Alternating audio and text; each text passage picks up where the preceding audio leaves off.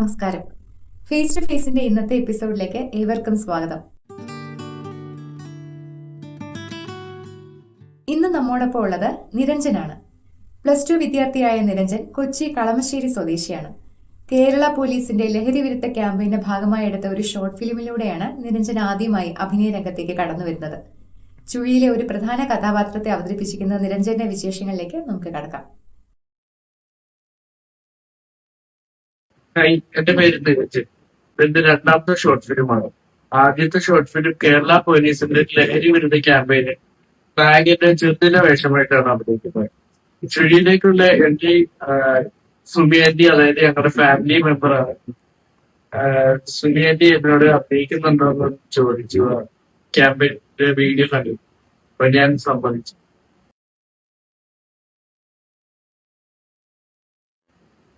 ആദ്യത്തെ റോൾ തന്നെ പ്രേമത്തിന്റേതാണെന്ന് അറിഞ്ഞപ്പോൾ എനിക്ക് വളരെ എക്സൈറ്റ്മെന്റും അതുപോലെ ടെൻഷനും ഉണ്ടായിരുന്നു. ഇതിന്റെ ആദ്യത്തെ ഡയലോഗുള്ള ഷോർട്ട് ഫിലിമാണ്. ആദ്യത്തെ വേഷം തന്നെ എനിക്ക് പ്രേമത്തിന്റേത് കിട്ടി. അപ്പൊ അതിന്റേതായ കുറച്ച് ബുദ്ധിമുട്ടുകൾ, അല്ലാണ്ട് വേറെ കുഴപ്പമൊന്നുമില്ല.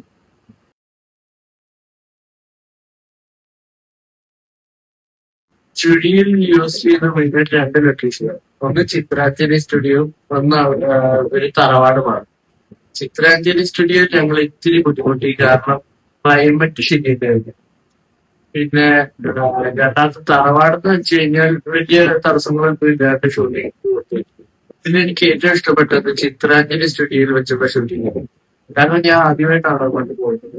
അതുപോലത്തെ ലൊക്കേഷനിൽ അഭിനയിക്കുന്നതും ലൊക്കേഷൻ ആദ്യമായിട്ട്.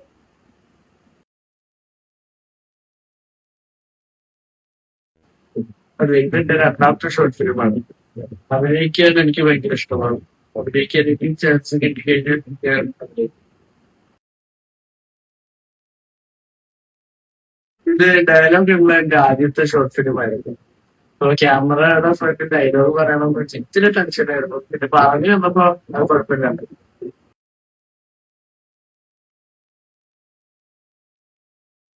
അപ്പൂപ്പൻ എന്റെ കൂടെ ആക്ച്വലി ഷൂട്ട് കാണാനാണ് വന്നത്. അവിടെ എത്തിയപ്പോഴാണ് അപ്പൂപ്പനോട് സുനിയാന്റി ചോദിക്കുന്നത്, ഇങ്ങനത്തെ ഒരു ചെറിയ റോൾ ഉണ്ട്, സെക്യൂരിറ്റിയുടെ ചെയ്യാമോ എന്ന് ചോദിച്ചു. അപ്പൊ എനിക്ക് വളരെ സന്തോഷമായി. അപ്പൂപ്പനും ആഗ്രഹം ഉണ്ടായിരുന്നു ഇതിനകത്ത് അഭിനയിക്കണമെന്ന്. അപ്പൊ എനിക്ക് വളരെ സന്തോഷമായി, കാരണം അപ്പൂപ്പനും ഞാൻ ഒരു ഷോർട്ട് ഫിലിമില് അഭിനയിക്കുന്നുണ്ടല്ലോ. രണ്ടും ഞാൻ ഒരു ടൈമിൽ തന്നെ മാനേജ് ചെയ്യുന്നുണ്ടായിരുന്നു. ഈ ക്രിക്കറ്റ് എന്ന് പറഞ്ഞാൽ ഞാൻ സ്കൂൾ ടൈം കഴിഞ്ഞിട്ട് കോച്ചിങ്ങിന് പോകും. അത് കഴിഞ്ഞ് വന്നിട്ട് ഞാൻ ഫുള്ള് പഠിക്കാനായിട്ട് സമയം മാറ്റി. ആദ്യമായിട്ട് ബിഗ് സ്ക്രീനിൽ എന്റെ പവൻ കണ്ടപ്പോൾ എനിക്ക് വളരെ സന്തോഷം ഉണ്ടായിരുന്നു. എന്റെ വലിയൊരു ആഗ്രഹം തന്നെയായിരുന്നു. എനിക്ക് നടത്തി തന്നതിന് സുമേന്റയുടെ ബിഗ് താങ്ക്സ്.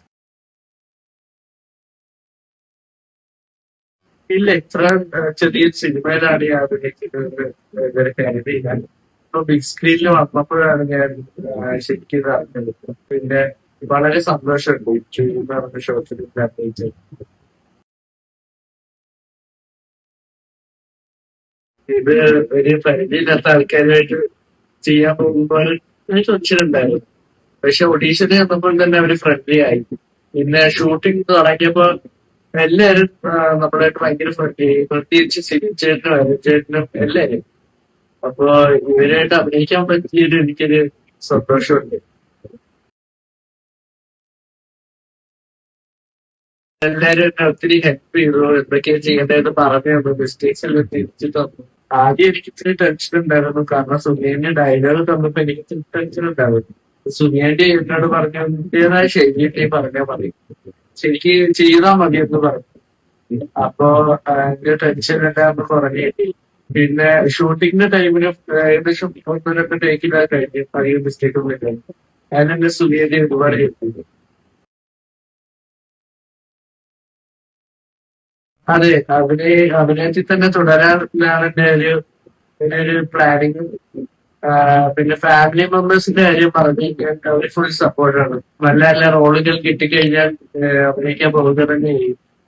ഇപ്പോ അപ്പൂപ്പനായാലും അച്ഛനായാലും അമ്മമ്മയായാലും എല്ലാവരും ഫുൾ സപ്പോർട്ടാണ്.